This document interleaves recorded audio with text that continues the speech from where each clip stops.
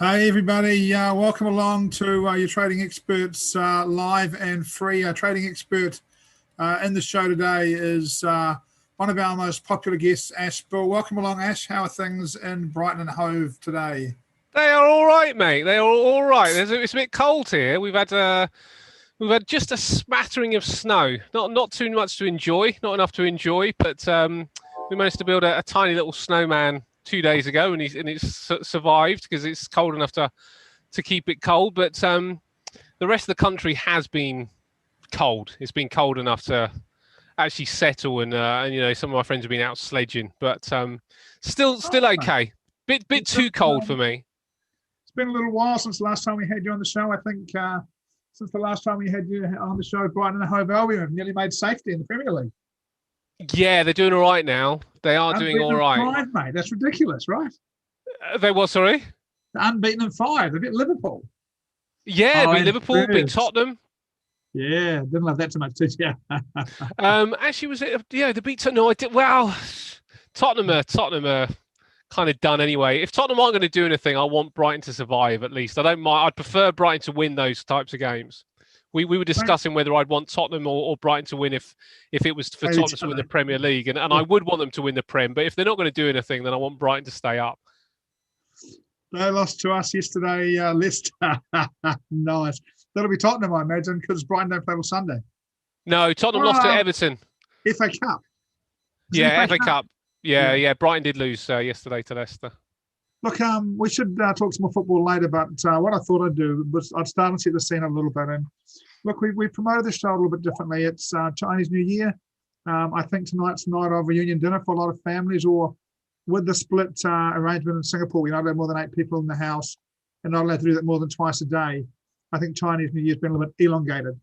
That families that would have 30 or 40 people come together for one of these events is now having to do 4 or 5 events over these days to fit everyone in. So I just thought, we're sort of talking about not running the show. And I just thought, look, let's just run the show, keep it nice and relaxed, just chill out a little bit, have a good time. We talked about some fascinating stuff. There was a great session you and I attended the other day with Gordon. That was amazing, wasn't it? Yeah, it was absolutely superb. It's yeah, just always not just different ways to look at the market, which I quite like. Is that when people come and bring their particular perspective, it isn't necessarily just about trading. It can just be about approach. It can be about money management, or in the case of Gordon, it was about psychology and understanding what type of trader really you should be, understanding what type of person you are, so then understanding the way that you should interact with the market. And it was something that I'd never really considered before in so much depth. It's something that's been on in my subconscious, I suppose, but I haven't really consciously thought about putting it in such categories. I think we've all Um, been aware of, right? But before we get into that too much, yeah, I did a company-wide update last night, and I was asked to do a market update, and I just didn't have time, and I said I'd do it tonight. So what I'm going to do is I'll have a look at gold and Bitcoin. And what I thought I'd do is open up to people either on social media or in the room. If you want us to have a look at any charts, just type into the box while we're talking in the next couple of minutes about what it is you want us to have a look at. Then when we do the market update, we'll have a look at those for you. And then we'll jump more into the stuff about Gordon. So if there's any chart you want us to have a look at, I want the show to be really interactive today. I want to keep you guys as involved as we can. It's nice to have you guys in. I imagine that, and I haven't had a look at the participant list. Took me a while to get into the room. I think I think the hotel might be having decided that I've got the highest use of internet in the history of any guest here, and they might be starting to get a little funny with me about how much internet I whack through. I think they wonder what I'm up to, and I'm just doing this kind of stuff and trading, for God's sake. Look, a lot of people who aren't in Singapore in the room, which is what I would expect for tonight. So, look, if you enjoy your night tonight, guys. If you have any charts you'd like us to have a look at, just put them in the box, and that's what we'll do. You name the chart, and either Ash or me or both of us will have a look and have a bit of a chat about it. As I said, I'll have a look at gold and Bitcoin, and having done that, I know that Ash has got really strong opinions on gold and Bitcoin at the moment, so we'll have a look at that as well. Mate, happy Lunar New Year to you as well. Ash, it's been a busy day for you. My little copy account where we copy your trades, so I've seen 4 FTSE winners. We did have a multiple of FTSE winners, and yeah, it might have been 5 actually. But if you notice, I there had was one little loser. I had one little loser to yeah. start with, and then 4 winners. I was going to say, yeah, if you notice, there was one loser in there, and that was a case of flipping position. So when I was finishing the market yesterday, I was looking at the market being a bit weak, so I went short in the market. And then when I opened it up this morning, it was in pretty much the same place. But when I opened it up and I started thinking about the sentiment, I thought, well, actually, the sentiment shifted here, and I don't think we are going short. So I'm going to close the short position, and I went a bit heavier on the long, and I didn't go heavy on the long for much. I mean, the guys in the show, John was in the show earlier on, will know that I literally traded just between the pivots, but daily pivot to monthly pivot, took profit nice and easy. But it was a nice 2.5 to 1 trade, you know. So for 45 minutes work, it was a pretty good return. Mate, we're going to talk in we're going to talk in some detail about some of the stuff we learned from Gordon the other day. And boy, I got to say, the vultures are circling for him. He's getting a few offers to run off and do a few other things at the moment. I'm hoping he'll stay with us, but certainly bring some money bandied around that we will struggle to match. But some great learning from that stuff, and we'll talk about that a little bit more. I just wanted to let people know that your daughter's in the room on the iPad in the corner at the moment. So if they see her wandering through, that's part of having us work while he's doing homeschooling. I'm not quite sure that homeschooling is supposed to work exactly like this, but it's the general And if Ash has to leave at some stage, look, this is part of parenting, and he may have to pop out for a few minutes at some point if required during the show. So just so you know that, we'll have a look at some charts. And then we'll start talking a little bit about the stuff we learned in the session with Gordon the other day. And look, when I say we're going to talk about it, we're not going to give away. Gordon had a couple of screening questions. We won't be using those today. We're not going to teach his stuff. We're going to talk about his stuff. We did ask his permission today to do that. So we'll talk a little bit about some of the stuff we learned from that session. I called it in the staff meeting recently, I called it the most important 2 hours of I called it the most important 2 hours of trading education I've done. And I thought as a student, the learning it was really cool. And I'm like Ash, to be fair, none of it was new to me, but it's just stuff I had shine a torch on for a while. And he put a different perspective on it and gave it a look from a different way. And the way it can be used, I think, to help traders improve is really substantial. Mate, we've had a couple of requests for a couple of charts. What have we got in there? We got, they lost us yesterday, Leicester. Who lost here? Was it Brighton? Brighton lost to Leicester. Yeah. Was that in the FA Cup? Last round of fourth round, was it? So the next one's quarterfinals. So yeah, it would be, yeah. 5th round. Is that right? Yeah. Don't know, but yeah, they're out, but they won't be too concerned about that. Brighton's main concern is staying in the league. If they win the FA Cup, it's more of a bonus than a goal. Yeah, I think Burnley did the same thing. Right, Burnley put their whole reserve side out in their round 5 game because they've got to focus on staying up. Right, it's the truth is that we will do a sports show at some stage. Don't worry about that, Helen. We will put a sports show together, but. With Sheffield United putting together 3 wins in the last 5, all of a sudden you feel like they could make a run. They're a top 6 side last year, aren't they? Yeah. Could be a bit late. You want to do a sports show? We should be talking NFL. I mean, that was the culmination of last week. Was what happened in the NFL? Tom Brady versus Patrick Mahomes, young versus old. Who's going to come out on top? Do you know what happened in the NFL final, Ash? The Super Bowl. The assistant coach, who's the coach's son, got behind the wheel drunk, hit another car, put a kid in hospital who might have come out of hospital 3 days before the NFL final. I did hear that. I don't know that that any human being is able to prepare properly, knowing that their kids, who's also part of the coaching team, is involved in that.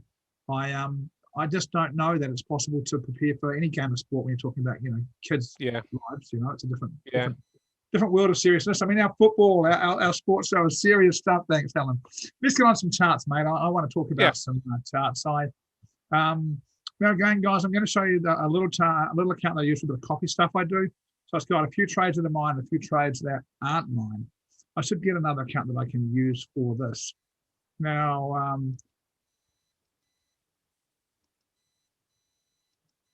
This is the chart I used the other day when I was going through doing the reviews of the COT seasonal fundamental super trend weekly pivot, to go back through week by week and see whether we'd said it was going to go up or down and whether it went up or down. Gosh, guys, looking at some of these charts on weeklies, I do sort of feel like we should have made some money recently.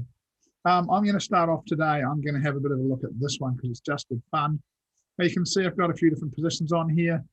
These are reasonably small positions. I should just get rid of that, to be honest. So look, Bitcoin, what did it do here? It did what only Bitcoin can do, right? 1, 2, 3, 4, 5, 6, 7, 8, 9 days long. And then a selling day yesterday, and we're just looking to go up again today. Bitcoin continues to put in the higher highs and higher lows. And look, I would be in a normal, older world, I'd be concerned about a day where this thing fell 20, 30 grand. But right now, I kind of feel as if there's so many bargain hunters around that everything that pulls back, people buy. And I think there's plenty of buyers for Bitcoin on the way back down. For me, this is quite typical as well of Bitcoin at the moment. When I did the analysis stuff on Bitcoin on TradingView a few years back now, I thought it was exceptionally technical. And I don't think it is right now. And I think one of the things that happens is that there's a certain amount of fear of missing out on Bitcoin, and that this is the level that this should pull back and retest for mine. This is the first place I'll be looking for a level to pull back to.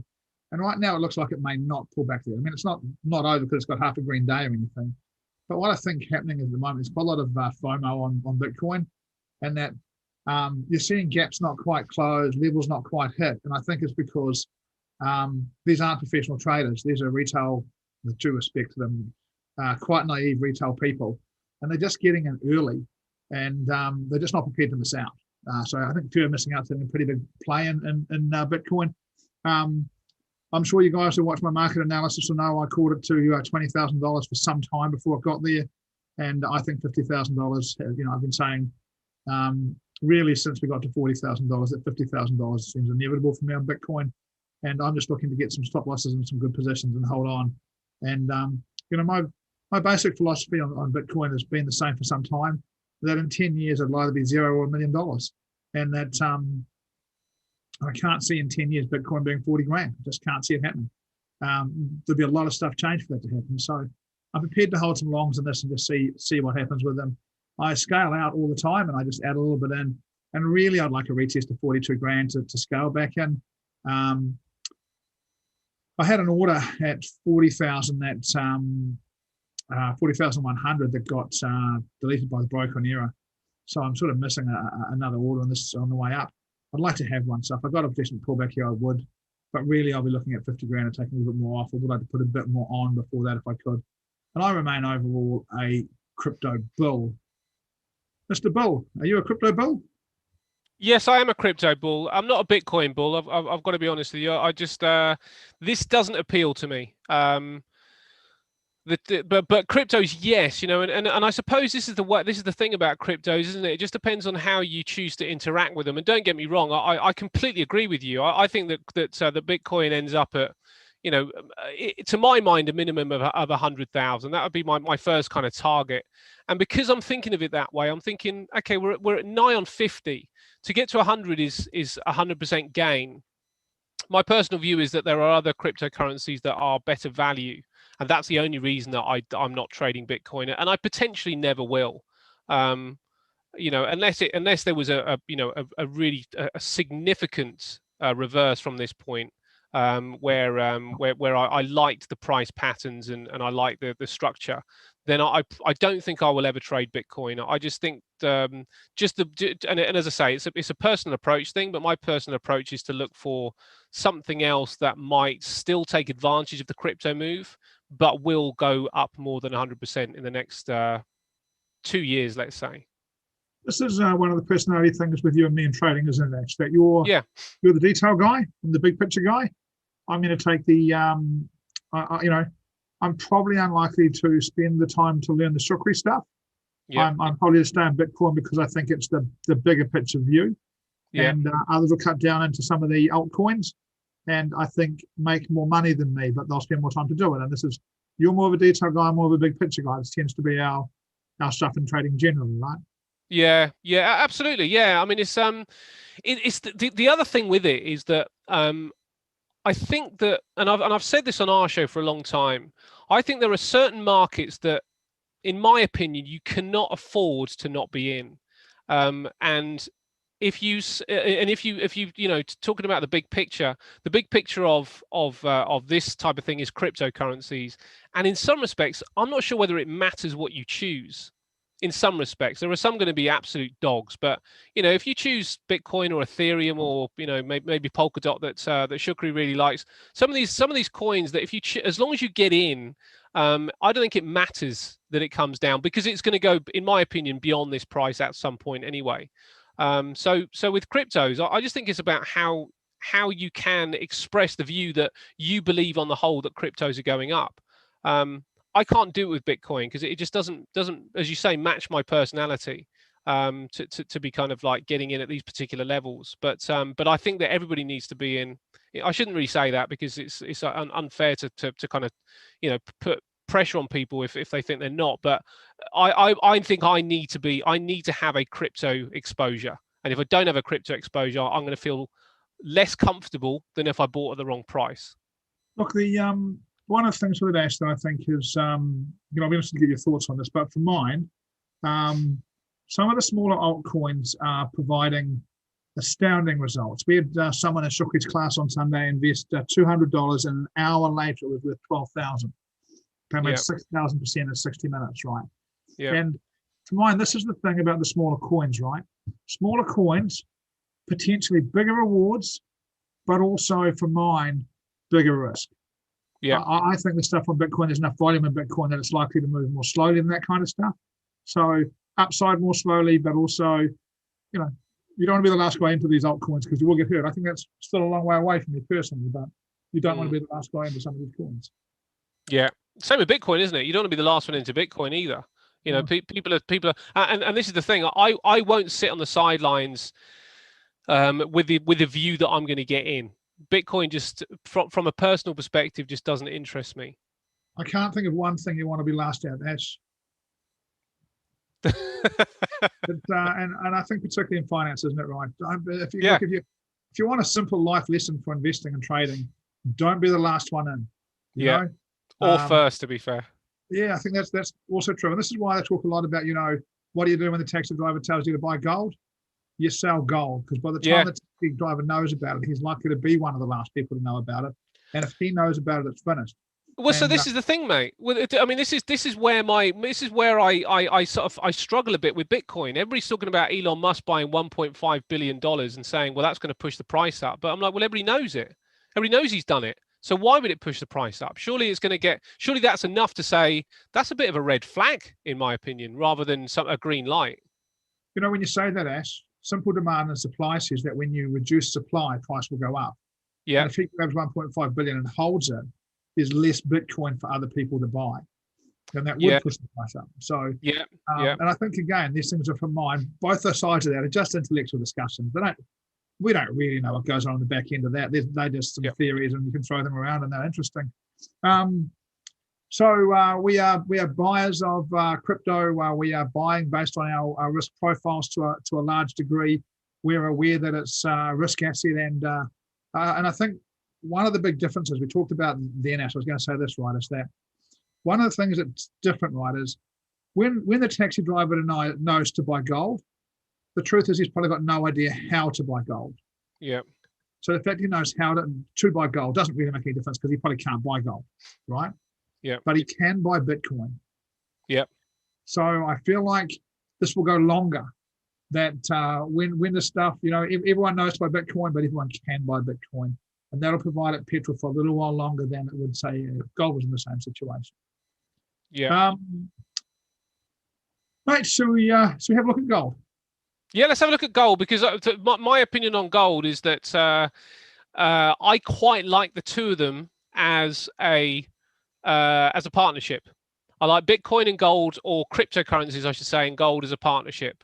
I think while you buy one, you buy the other. And I put silver in with gold at this current stage. There's a ratio. There's gold silver ratio, and when the gold silver ratio goes above 80% in the difference in price, 80 times, sorry. So let's say that silver is 80 times the price. Sorry, gold is 80 times the price of silver. Then you want to kind of like have a slight more leaning towards silver. If it's more like 50, you'll have a slight more leaning towards gold. If it's somewhere in between, a bit of both is the right thing. Currently, the gold and silver is at 27.10, 27.15 actually. 27.10. You'd times it by 10 and make it 27,000. Then you take 20% of that away and take off 27,000. Take off 540. So you'd be about 2,200. So by your calculations, gold is underpriced versus silver. No, so the way I'm talking about it is if you were to divide the 1841 by 2710, then you end up with 68, let's call it. That's below. Sorry? So it's below. So Gold it's in between. 85. Yeah, so it's in between. So if gold was 80 times higher than silver, then you want to go towards silver. If gold is only 50 times higher, you want to go towards gold. Anything in between, you want a bit of both. Okay. So the way I see gold is in the same way I see, as I say, I think it's a marriage between Bitcoin and gold. I think while you're buying Bitcoin, a bit of gold exposure. I'm not saying 50-50 by any stretch. There's obviously a much stronger move in Bitcoin. So maybe a 60-40, possibly a 70-30. But I think that one could end up hedging out the other because they are kind of, in some regards, I think that they are acting as a similar vehicle to protect. I've got a few thoughts on what you say, Ash. I'm just wondering if, and I haven't done the research on this, but if I was using gold and silver to balance crypto, I might be prepared to put copper in there as well. Just because it's a more usable metal, and I think it's probably got with infrastructure spending, it's probably got a bit of upside at the moment. So I might be prepared to put crypto and copper in that basket. I have to have a look and do some research, but that's my sort of gut feeling initially. But I like that. And one of the things that we're not seeing the disconnect between gold and crypto. Like crypto's just gone up 9 of the last 10 days and gold's just gone up 4 of the last 5 or 4 of the last 4. So there's no disconnect at this point on that pricing. But there's a lot of talk about gold traders going to crypto. So I do get that. And I could see people taking money out of gold to put it into crypto. And later on, people taking money out of crypto to put it into gold. Almost, if you like, safety to speculative, speculative to safety. Yes. I can see that relationship going on, so I can see why you'd look to hedge it. And do you know what you mentioned about copper? I think is really interesting too, because the way I see copper is in a similar way that I see oil. So copper and oil almost kind of you'd lump in with something like gold as a potential hedge against inflation. But I guess the way I'm thinking about it with cryptos is that cryptos seem to be at this stage anyway that maybe the kind of current way to protect your store of wealth, to protect wealth. And I think precious metals fall into that category, and that's why I probably wouldn't put copper in that particular relationship. I think if you drew a are they called picture? What's the pen graph? Is it when they cross out into it? The circles cross into each other. Oh my gosh! Yeah, no, look, that was primary school. While you're thinking about the graph, I'm just going to say this, guys. If you've joined us in the last 20 minutes, Ash is my guest today. We're going to give away a prize at the end of the session today. We're going to give away one person who won a draw to get a month free of the Strategy Bias Group, and we are going to talk about that stuff. We do want to move through the charts reasonably quickly from here because we've got, I think it's Pound, Cat, and Cable to have a look at that came in. We want to get onto our main topic, which really is trading personalities and trading edge and trading. And I do have one more call after this. I'm keen to be finished at a reasonable time tonight. So Ash, for you, gold and silver crypto as balance. Look, if you were going to look at one more chart today before we have a look at the ones that came in, what would you have a look at? I would probably check. You haven't got the dollar index, which I think is important, but either oil or the S&P. I agree. Let's have a look at the FTSE. If I was talking about the FTSE, do you want to have a look at the S&P, mate? Now we can look at the FTSE. Actually, the FTSE is quite an interesting chart in many respects because the FTSE is putting in a head and shoulders pattern, and I was talking about this earlier on. On the daily there, you can see a left shoulder formed, right shoulder forming. The question is, where's the left shoulder? Is it a double humped left shoulder, which means that right shoulder is going to take longer to form, or is it a single hump, which means we're around about a week away? It's a bit out of balance, isn't it? It's a bit, got one shoulder here and one shoulder sort of stretching out the other way. The head's in the wrong place. Currently, but if we're thinking that the head will be in the right place if this price action continues along this particular path for another week, that head will be perfect. If you did a measurement of bars from around about the 23rd of November, which is the corner, I'd say that low down there, yeah, that could be the start of the shoulder. It might be the one slightly beyond that, but I think it could be the start of the shoulder. So the measurement of shoulder, then through there. Yeah, head there, then go down to the bottom. Sorry? It's not very, while if it pops up here, it's a classic head and shoulders pattern. It's not very symmetrical. Not yet. But if you had another week of bars doing what they're doing right now, that's going to start forming that right shoulder in around about the same kind, because it's about times, isn't it? Well, what's that? 1, 2, 3, 4, 5, 6, 7, 8, 9. So it's probably about 20 bars there. And we're probably only around about 12 so far on that right shoulder. So it needs another 8. It's really interesting because you look at the bottom and I look at the top. And I'm like, from here it pulled back and it went up blooming quickly and it's come down really slowly. And these look kind of unsymmetrical to me. But it's only it's not a huge thing. It's just an observation on a pattern. Mate, what's your thoughts on the FTSE? So you think a pop back up to here before we have a little look down? I think it could, which is why I went long today. Now, the reason that I went long and came out very quickly today is because I see that monthly pivot as the potential. The right shoulder's high could be there, and it would be perfectly valid. Yeah. This is Jeff Pine masterclass, isn't it? This is Jeff Pine masterclass. Get in between weekly and monthly pivot and bounce around. That is such slingshot stuff. That is great range trading in there, isn't it? That is. Yeah. Well, do you have a daily pivot that you could bring up on there? Can I put a daily pivot on here? I probably can. Because the trade today was daily to monthly. It was a really good trade that we managed to take earlier on. Which pivot indicator we've got? I'm just having a look at which pivot indicator we have got on. Let's have a look here. The day. Where's my? There's a day there, yeah. Yeah, it's just a bit of a pain because you've got to do.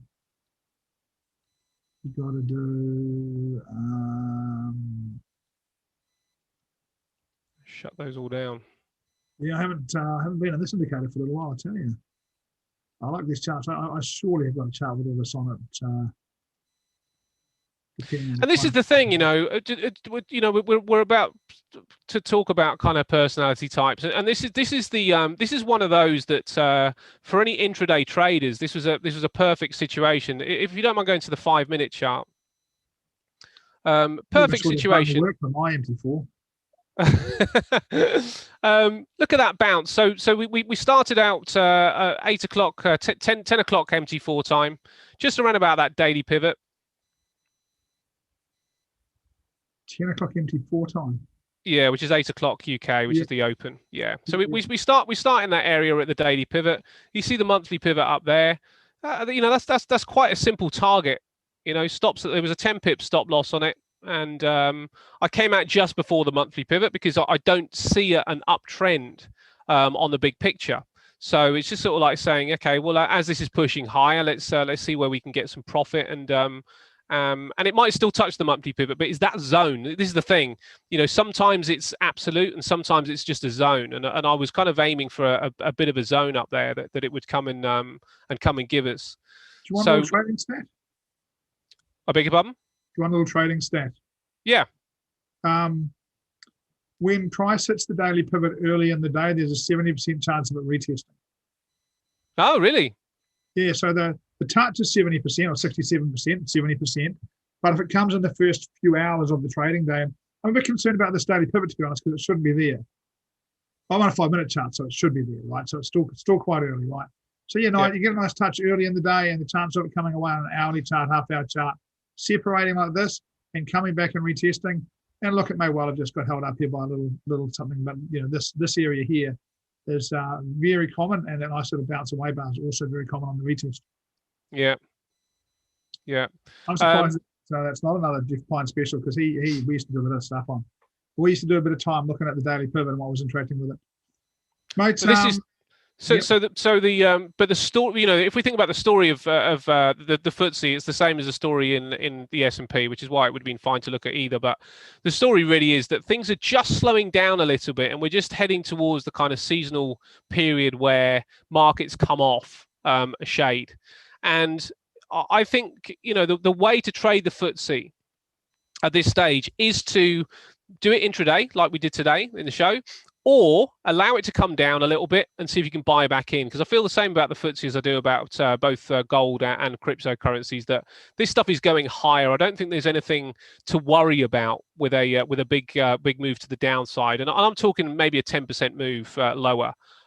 Maybe we don't get that, but a 10% move lower with the FTSE would get me really interested of getting the shopping trolley out again.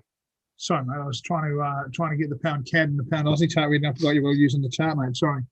That's okay. So down to FTSE, maybe come down to 6,000. Yeah. Maybe it comes down to 6,000. I think that would be a really. If the FTSE came down to 6,000, I'd be surprised. So let's say anywhere in, let's say a 5% dip, 5% dip on the FTSE. It'd be really interesting to get long. Look, again, it's interesting, Ash. I know we had this conversation recently about gold, actually, about I was talking about gold, right? That for mine, I talked about. I don't think it's a big thing for you, but for mine, I'm going to remain overall a bear on the FTSE under this monthly pivot. But I'm going to want to see a 4-hour bar close above. And again, I've got a 200-day moving average coming through here, a 204-hour period moving average coming through here, which interests me a little bit. But if I got to close above both of those, then you could convince me short term and long. But right now, the long's blocked off for me. I'd be very interested in this trade back down to weekly pivot and further if it turned up. Yeah, cool. Like that, mate. I just have a look at pound Aussie and pound CAD reasonably quickly. I do want to get into a little bit of our main stuff for today. Do a lot more of this on MT4s. In my imagination, we're seeing a lot more of these pivots not setting up properly and having to change time frames to get them set up. Oh gosh, mate, what's this? Pound Oz. Ugh. I don't love it, mate. Do you get much thought on that? I quite like. Do you know what the problem is? That what I've just looked at would encourage me to look at it technically as along the pound, and I've got a bit of a problem with along the pound.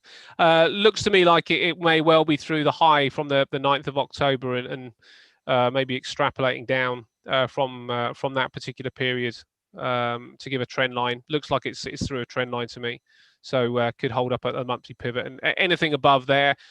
I'm not really interested in buying the pound, but anything that above there, I wouldn't be interested in shorting. I think if it falls below the monthly pivot, it'll probably break that trend line as well, and then you can get short again. Look, it's got one of those. I don't think it's by any means perfect, but in large terms, for mine, it's got a. You can pop it there. I can probably just pop it down there. It's probably close enough for them to get away with that. Yeah. And then you've got this one coming up through here, and. It just looks like that to me. It just looks, we're far enough into that triangle that, we'd be expecting it to come out pretty soon. Really, it probably should be out by now, but, we'd expect it to come out reasonably soon. But as long as it's in there, it's a no trade for mine. I'm with you, Ash. Again, I couldn't get, even if it broke that, I couldn't get short above monthly pivot. I want to see a break below, and really I need to get above the triangle and probably above that previous high to get me long, because, I've got this, decisive move down and this decisive move up, and I'm just not convinced. You can say that's phase one and that's phase two, and we're on our way, but I'm not completely convinced that is true. Oh gosh, I'm not a big fan. I don't think that chart would get too much of my money. No, I mean, if I had to choose between the two currencies, I'd definitely be more of an Aussie bull than a pound bull. Yeah, I think that's fair. Let's have a look at pound CAD. Just going through the chart you guys asked for at the start.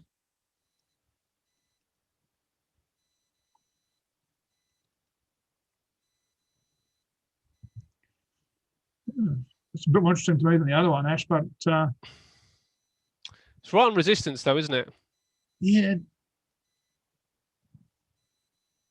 It's not a buy zone. This is where I'd have a problem with doing anything at this particular stage. I mean, yes, it's been trending to the upside, but not in a buy zone particularly. I think 1.7430 would be more interesting. it's a pretty big range, really, isn't it? It is a big range. It is a big range. The breakout on the daily looks like 1.7430, and that would be the only place that I'd be, around about the monthly pivot, actually, isn't it? Monthly pivot is there's a buy zone there potentially on a daily time frame. Yeah. You just want to get the problem with that is that for mine, that looks like the buy zone, but I'd need to close above weekly pivot before I go long. I wouldn't go long on a monthly pivot bounce and trade straight into weekly pivot because that's exactly. Price exactly. So easily turn around at that point. But actually, and that would be a lot more interesting to see. I think that you'd get a better picture if it did do that. If it bounced off the monthly pivot, bounced down again from the weekly pivot, and then gave some sort of opportunity below the monthly pivot to go short, I think that would be more interesting in this area because there, as you've just pointed out, the range is quite wide, so you might even get it right back down to the low end of the range again from that. There's a lot more downside potential than upside potential from here if it's going to range, right? Yeah, I think so. I don't look at this with my style of trading and think it's something I really want to be involved in. Neither of those charts. When I first looked at this, I thought, oh, maybe we're going to see a bit of a breakout from the top here, but the top's a bit more established than I thought. And not for me would be my initial analysis on this. Again, to get long, monthly pivot bounce, closing above weekly pivot, maybe, but probably not. I just can't see enough upside to want to get into it. And as you say, if you've got a bounce off monthly pivot, putting a lower high on weekly pivot and close below monthly pivot, that would start to be more interesting for a move down, right? I think you also have to ask yourself what's going to make it break the range to the upside at this stage. What's so good about the pound right now that takes us through here? Because if we've had an established range for this period of time, then for ranges to break, there's got to be something significant. It probably won't go off on momentum alone. The momentum that's tracked it to the upside looks like it's slowed down. So it needs a driver, and that would be my question here. What's going to drive it through that point? And I don't really see anything. I don't see anything fundamentally with the pound or the CAD really too negatively. But one of the things for mine with this is that one of the things that it suggests to me is that the correlation between CAD and oil seems to be broken. And, you compare that chart to that chart, and you look, the difference is, we've got the price of oil going up. We'd expect that to push the price of the CAD up, which would make dollar CAD go down. But we're not seeing that. That's a sort of 1, 2, 3, 4, 5 day move. Yeah. And that's a sort of 1, 2, 3, 4, 5, 6, 7, 8, 9, 10 day move. So the correlation with so when you ask what would take it through, what would take pound CAD through for me could be oil and the CAD, but it just doesn't look to be happening to me. It doesn't seem to be, that correlation doesn't seem to be hugely in play at the moment. The dollar seems to be having a bigger impact on the CAD than the price of oil is. Yeah, and the thing about oil as well is that it appears that the fundamentals are supporting moves to the upside. I think looking at the inventories a couple of days ago, that they seem to be shrinking somewhat, and OPEC seems to be quite buddy pally at the minute as well. So honestly. Yeah, and they're the players, aren't they? That are gonna mess things up for any oil bulls. And you got the world starting again, mate. The world is starting to pick up pace. The UK is reporting that we will be potentially COVID free by Christmas this year. So, depending on your outlook, your time frame outlook, I think you could be looking at oil for quite some time for a decent push. Right, probably for the next 5 years. We talked about it this morning. I think I'm a big bull on oil, and I think in oil, gold, and Bitcoin, I think there's some end of year targets that I personally will be surprised if oil's under $100, gold's under 3,000, and Bitcoin's under 100K by the end of the year. I think all those numbers will probably be gone, and it suggests that there's some good buying out there. And again, don't get me wrong, this is a really important part of doing this kind of show. Now, I'm not telling anybody to go out there and buy any of those things. I'm telling people to watch price action if you find a good buying opportunity, to work your way into position. You'll see that, right now I'm trying to work my way into position on all of those things. With stop losses in safe places, small positions, try and grow them over the 12 months. By the time we get to the end of the year, I could easily have 10 positions live in Bitcoin, and I could have been in and out of it 50 times. Yeah. Put a bit on, taking a bit out, put a bit on, take a bit out, and just tried to work my trading skills. And, and it's trading skills. I think, do you know what? You said something yesterday where, your belief is that we could have the best period for trading that we've seen for the last 3 years, or the next 3 years could be the best period of trading that we've had for quite some time. And I guess that's what you were talking about, where scaling in is a bit easier because the volatility doesn't, continue to whip you around and take you out. So you can just continue to build positions and be fairly comfortable that stop losses in the sensible area won't be hit. Yeah, look, it's just one of the things that, I think it's really easy to miss, right? Is that if you ask me, this is bloody tradable. Yeah. And that I think as we've gone into COVID, we've seen economies respond in the same way at different times, and it's put them out of kilter and it's created trend. Yeah. And I think coming out of COVID, we're going to see them do exactly the same things, but at vastly different times. Yeah.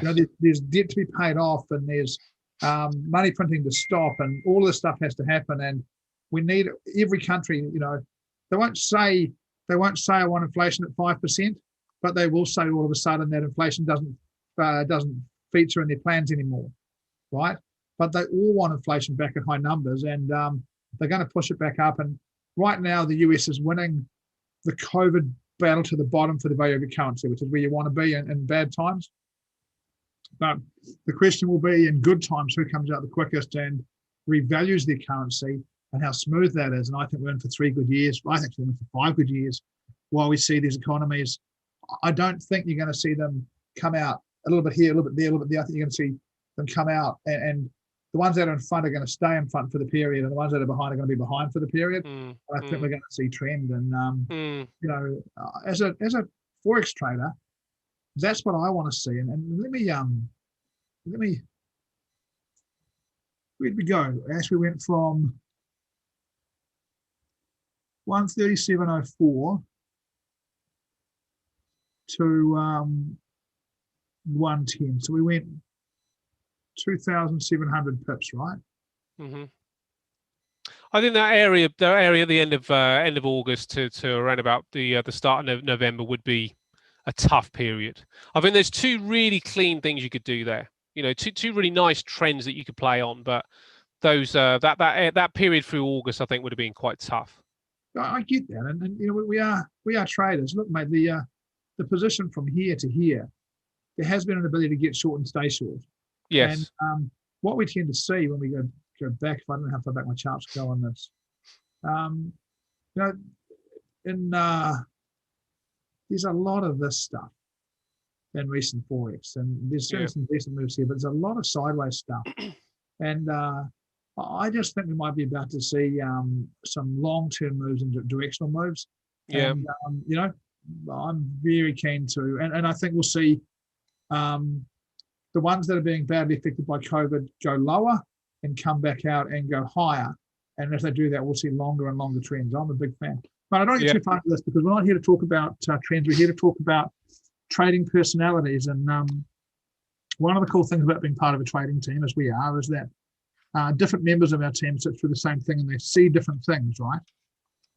And I think we might have a bit of a chat. What did you take out of the trading personality stuff? The way that every entry. Sorry to interrupt you, Ash. Yep. If you're in the room, guys, did you join us for Gordon Scott's session?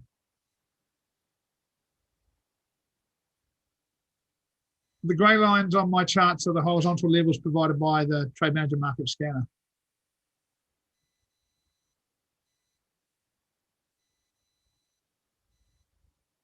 Yeah, look, Helen, I'll talk about that COT stuff later. what Ray said was when both buyers and sellers are buying, price will continue up.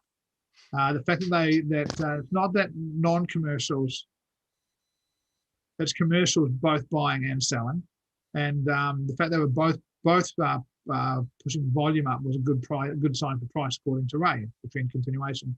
What I remember of that stuff.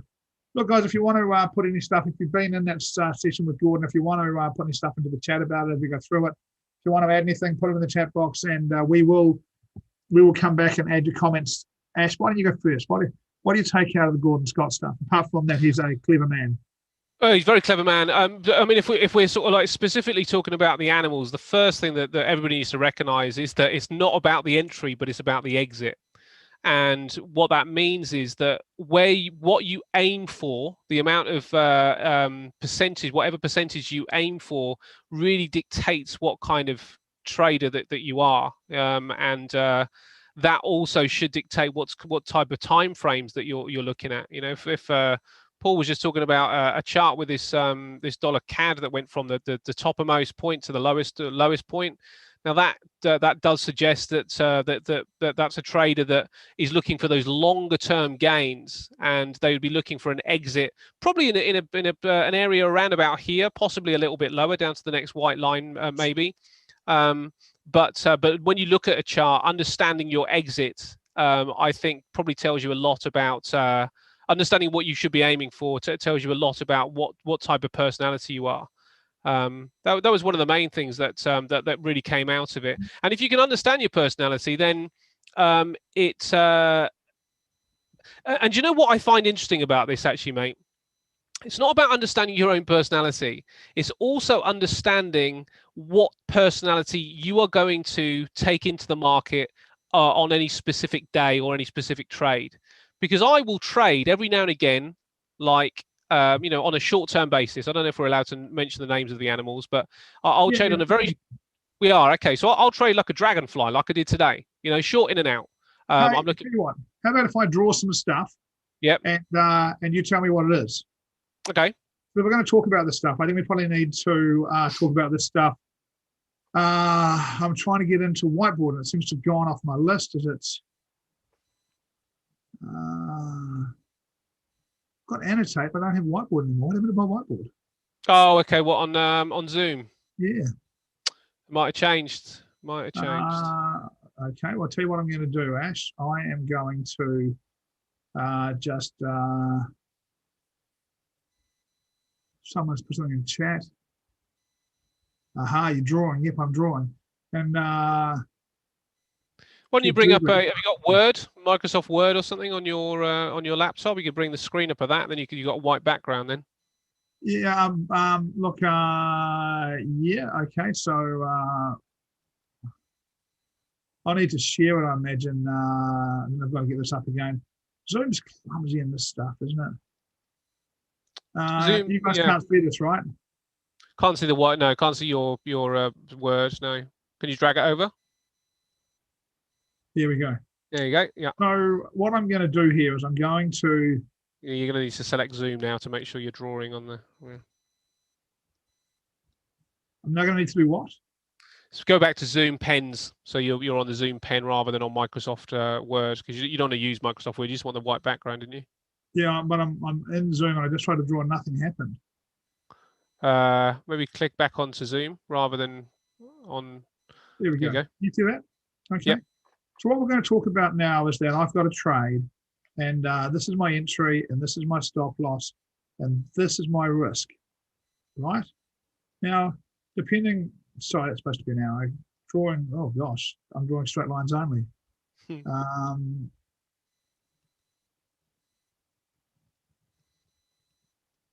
So this is my risk. And for now, what I'm going to do is I'm going to call my risk $10, just for ease.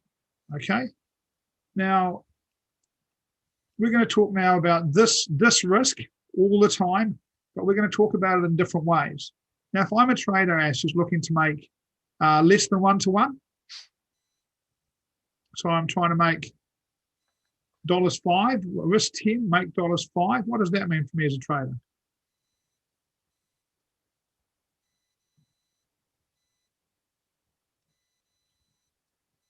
Or do you want to tell me where to put the targets for this? Who, me or the guys? You. Me. Oh, sorry, mate. Yeah. So if you're going at 1 to 5, so that would mean that you were a dragonfly. So you'd be looking for lots and lots of winners. But you've got to effectively kill a lot of trades to make money. And if anything goes wrong, then you get hit quite badly. Okay. So that's the dragonfly trader, really looking for those short-term moves and very small gains. So this is somebody who is risking $10 to make 5, slingshot type trader, where their reward is low, but their probability is high. Yes. Low reward. My next one, let's say I'm trying to make $10, risk $10, make $10. Yep. Risk $10, make $10. Puts you at a kind of as a hunting dog. What's the name? Marmaduke, wasn't it? Marmoset? I don't know. Marmalade. John, someone who's in the room, please. What do they call the hunting dog? So, always risking $10. At first one, I'm making less than 1 to 1. I'm called a dragonfly for my personality. Malamute. And Marmook. Malamute, yeah, Malamute. Malamute. Thank you, Perez. Thank you, Alan. Gosh, nice guys. Thank you. So what happens if I'm a 1 to 1 trader? What's that mean, Ash? So that means that you, well, effectively at this stage, you are going to be looking for a slightly better than a 50-50 win rate. If you're going to make money, you're looking for a slightly better than 50-50 win rate. So 60%, let's say, and you're making money. Okay, so each of these types of what we're saying here is that there are people who are risk averse and they need to take high probability, low reward trades to fit their personality, right? Yeah.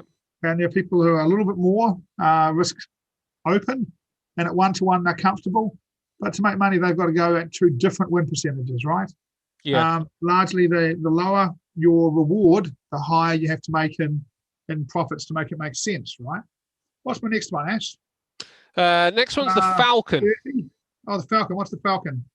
The Falcon is kind of looking at well, in actual fact, the Falcon kills 50% of its prey. So when it comes down, so that the hunting dog actually is not quite at 1 to 1. But so the Falcon, let's say the Falcon would be like maybe 1.5 or 1.2 to 1. These are quite close. These next two. So the Falcon and the Malamute are fairly close. Yeah. So it's the Falcon is swooping in for the kill. Yes, it is. So but it's $10, $12. Yeah, let's say about $12 for the Falcon. This be the Falcon and this be the Malamute. Doesn't matter that names, guys. That's right. No, that's the right way around. That's the Falcon. Okay. Yeah. And the next one's the Jaguar. Falcon.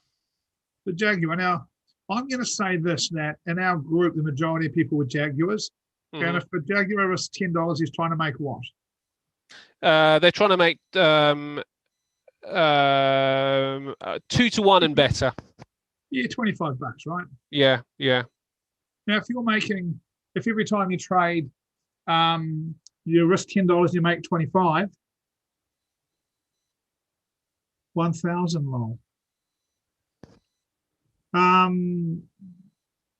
So you got about 30%. You're looking to win about 30. But the probability is that there's a 30% success rate at that particular position.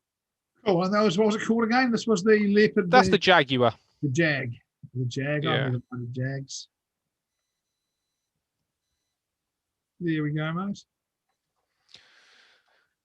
And then you got the polar bear that will tend to make a successful kill 20% of the time.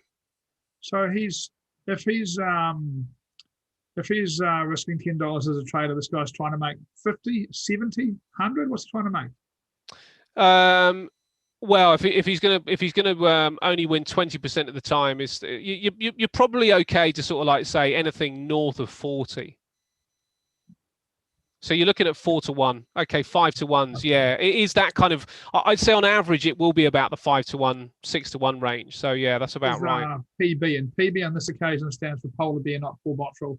And look, the animals that they are and their kill percentages are just for reference. But what we're saying here, if I'm not wrong, Ash, is that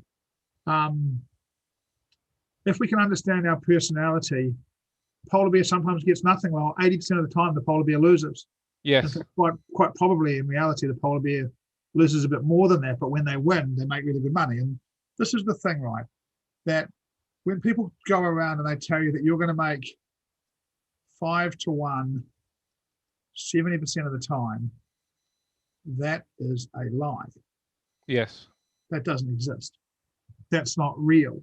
And you can do stuff to push the game in your way. But I think what we're saying here is that different personalities need to understand that if you're going to make less than 1 to 1, you've got to have a really high success rate.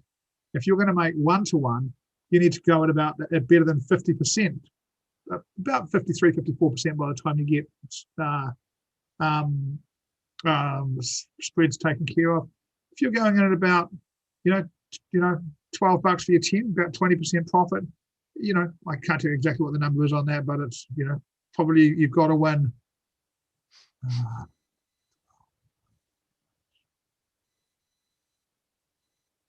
40% of the time, 60, 48.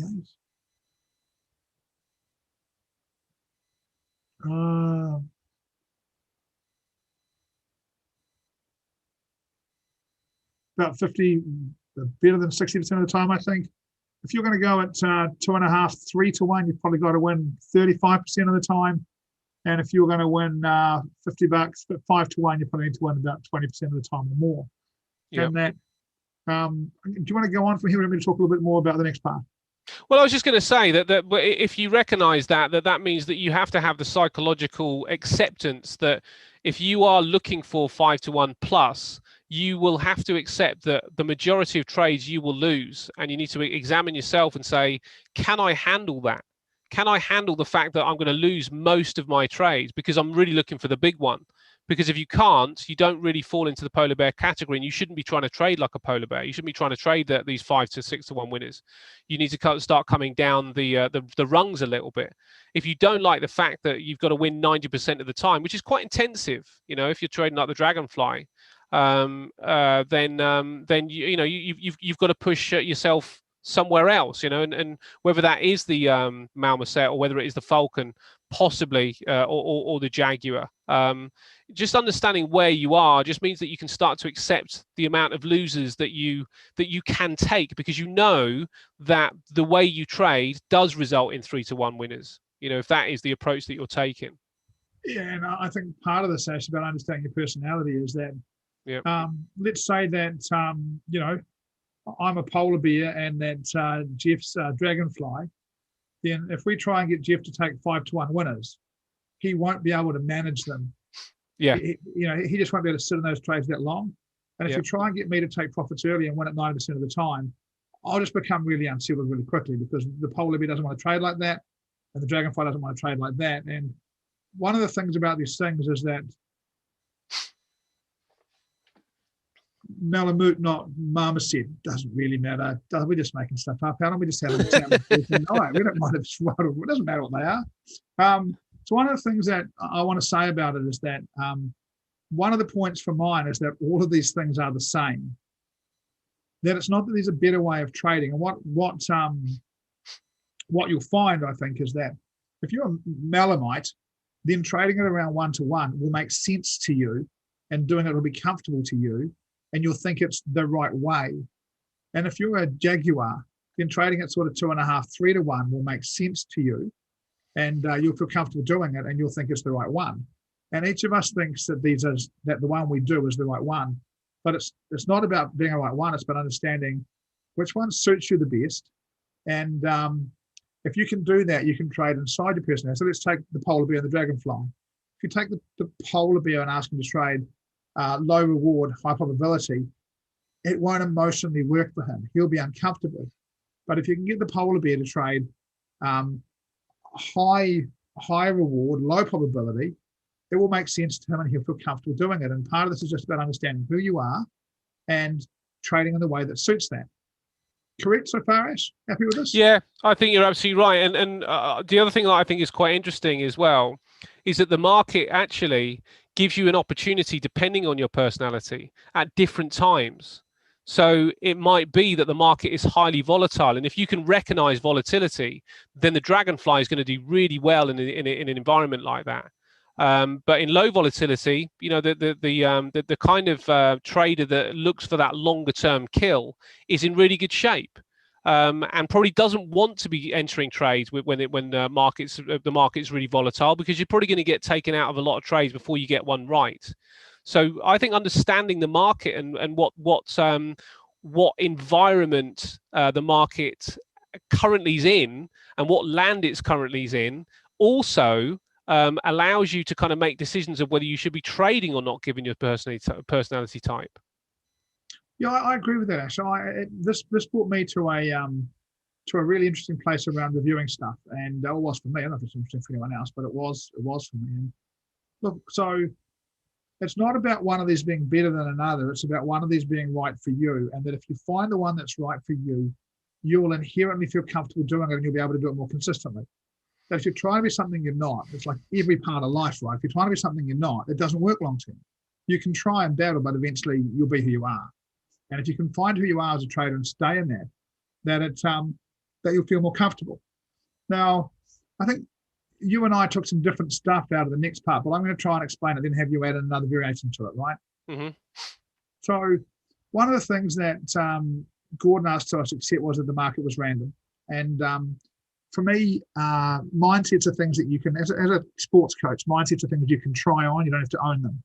And so you can try different things on and go, okay, we'll see if this works or not. I don't perhaps 100% believe it, but I'm going to try it on and try and believe it. And in the end, there's a part of the random theory that I genuinely do believe. And it's, that, look, if you take 100 one-to-one trades and randomly decide whether to go long or short, I would have thought at the end of 100 trades, you'd be pretty close to break even. If you're going to take a trade with a 20 pip stop loss and a 20 pip target, or the other way around, you've got a 50-50 chance of them winning, right? That one of those will win and one of those will lose, right? If I've got 20 pips up for a target or 20 pips up for a stop loss, I've got 20 pips down for a target or 20 pips down for a stop loss, price will hit one of those and I will either win or lose, right? And that really, if I just as I'm about to do, have a robot randomly pick the spots and place these trades, that over time, this should break even, right? And that this is what marmites, I don't call them marmites, this is what marmites do, they're one-to-oneers, right? And that if you take 100 trades at one-to-one risk reward, you would expect about half of them, just randomly, half of them will win, half of them will lose, right? And you'll be around break even. Now, the same thing applies for the other levels of this, that Marmite sandwiches, exactly. We all like Marmite sandwiches. You can just call them hunting dogs. That is what they are. You'd be safe for that. Yeah.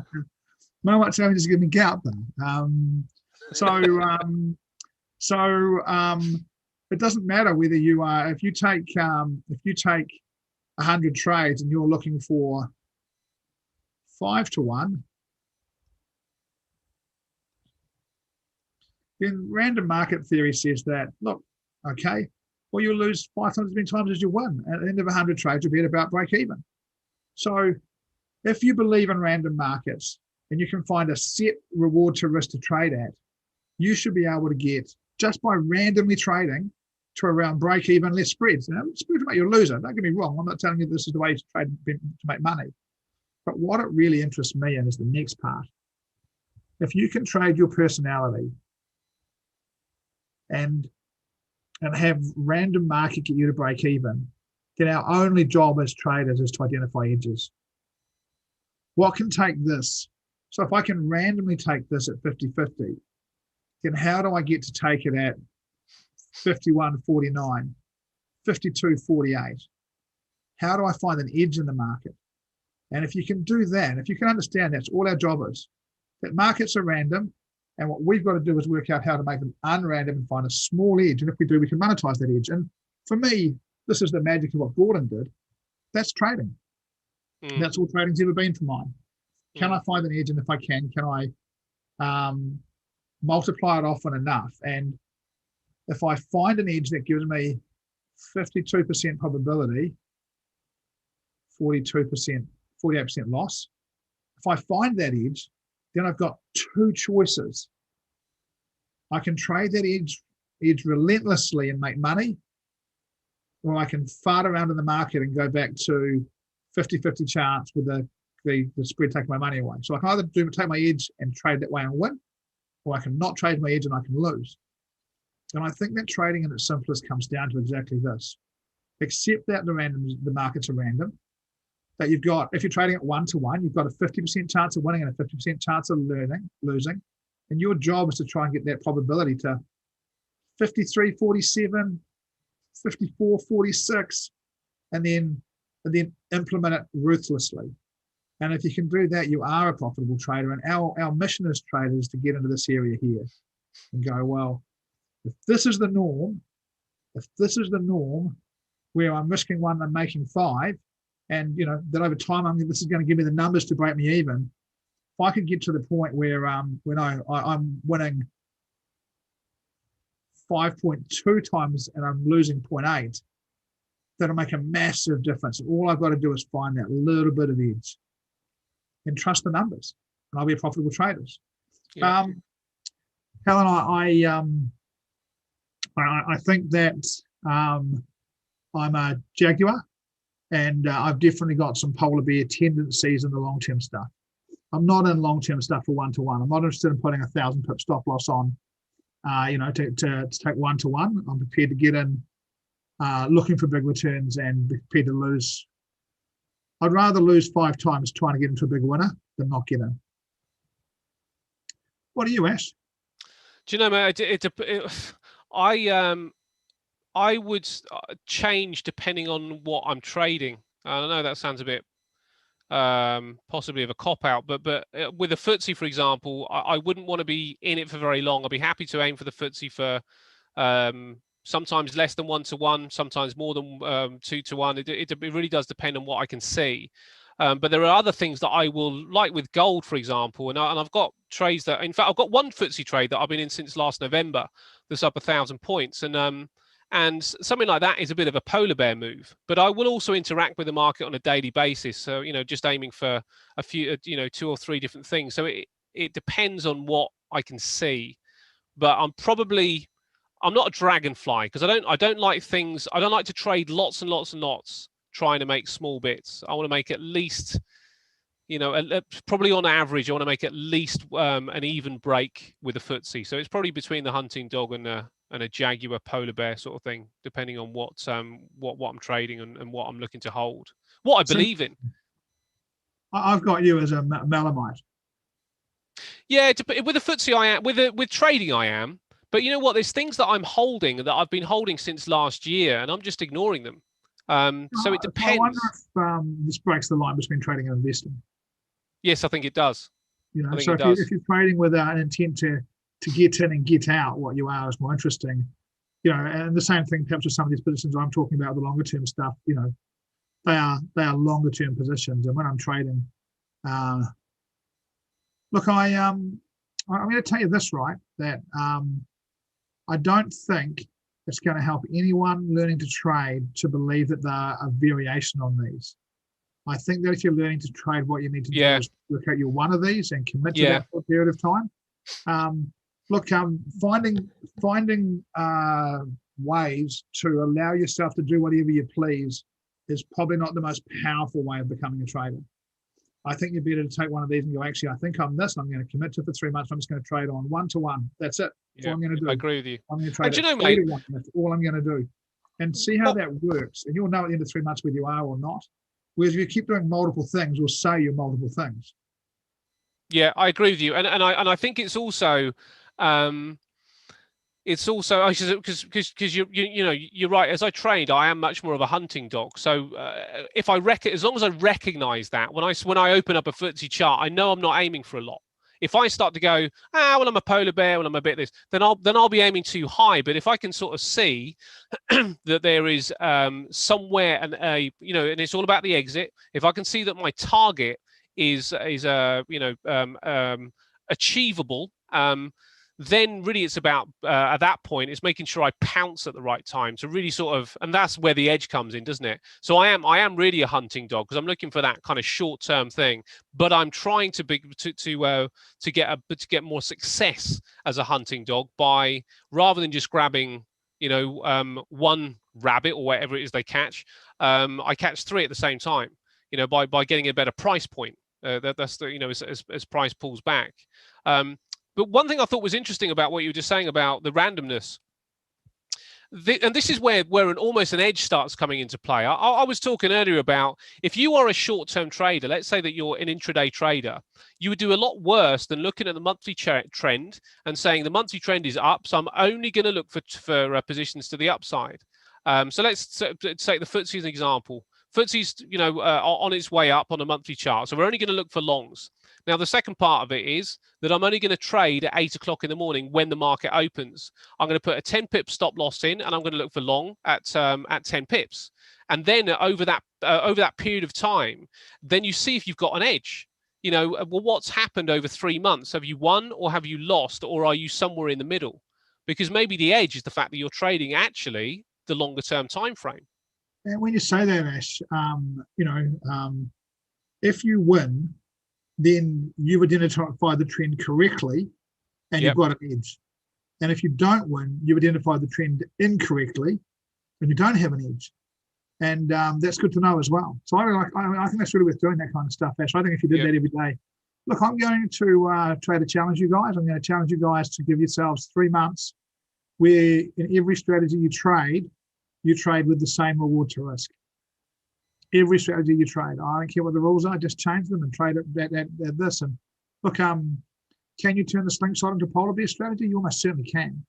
It's not made to be traded like that, but I'm sure you can. I'm sure the same probability would. Look, I don't think so, Fran. I think I think you need to pick one of these 5 personalities. Again, these are all generalizations, right? But if you pick one of these 5 personalities and you stay within the rules of that for your trading for a period of time, I think you'll very quickly work out whether you've got the right one or the wrong one. And a couple of months, and that you might find trading becomes a lot more consistent for you. I think when you start putting change into this, you might as well just not do it. Right? So Ash and I both talked about taking some bigger reward to risk long-term stuff. And I think you need to separate that out as an investment. And I don't think that's what you guys need to focus on right now. I think right now, if you're going to do this, you want to say, basically, I'm going for half to one, and I'm going to win 80% of the time. Or I'm going to 1 to 1, and I'm going to find an edge, and I'm going to win 53% of the time. Or I'm going for 3 to 1, and I'm going to find an edge, and I'm going to win 35% of the time. And I'm going to 5 for 1, I'm going to win 22% of the time. And the question is, if you do that, here's what I can tell you in my mind, and this is pretty gutsy stuff to say, that if you do that for 3 months and anything you do and you don't win, then your edge isn't working. You need to have a look at your edge. Be it your strategy.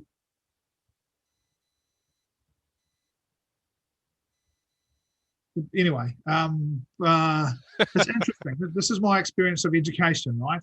Yeah. And I don't know if you've ever noticed this, Ash. It might be different for you. It's different, but my experience of education is the stuff that I don't quite understand, that doesn't quite make it for me. That's the stuff that has the gold in it for me when I go back. But all the stuff I hear in a room, I go, oh, that makes sense, that's great, I'm going to do that. I already know that stuff, and it's just reaffirming my beliefs. Yeah. When I get stuff that doesn't quite fit for me, it's really easy just to dismiss that stuff and move on. It took me 5 years to get the sentiment cycle. 5 years I heard him do that stuff, and I went, oh, not that again. Yeah. Until I caught myself doing it and went, actually, he's not doing this because it's crap. He's doing this because it's bloody good. And I need to go and work out what I'm not seeing in it. Yeah. And I really challenge you in your education that you will automatically do the stuff that fits your personality, fits what you know and reinforces your beliefs. And no, it doesn't. And I'm going to encourage you guys to spend through. I'm not signing a contract with you and making you do the 20W accounts. I'm suggesting to you that in all things we do with trading, having more rigor is likely to provide a better result for us.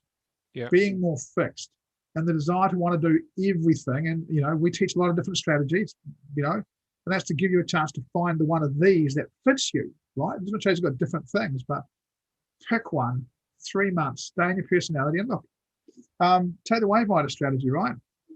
If you're a dragonfly, TP1 take all.